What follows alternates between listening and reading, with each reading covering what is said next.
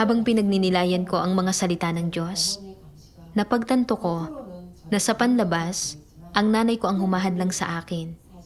Pero sa likod ng lahat ng ito ay isang labanan sa espiritual na mundo. Nakikipagtunggali si Satanas sa Diyos.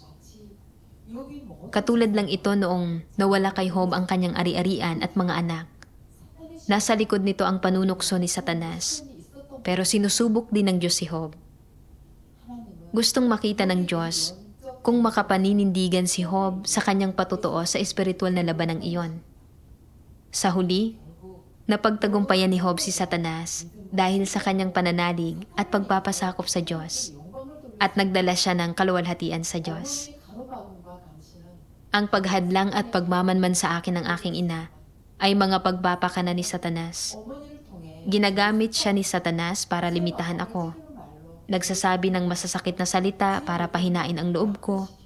Sinusubukang sirain ang aking pananalig at ilayo ako sa Diyos para ipagkanulo ko siya at mawala ang aking pagkakataong maligtas.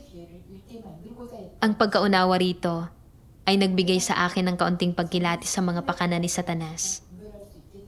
Naging determinado akong sundin ang halimbawa ni Job at pagtagumpayan si Satanas sa espiritual na labanang ito.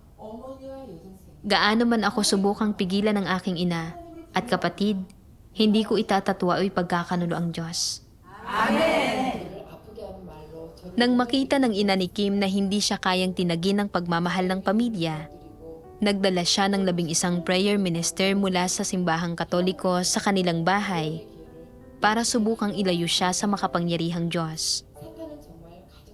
Sa pagsandal sa Diyos at sa paggabay niya, hindi nakipagkompromiso si Kim sa kanila.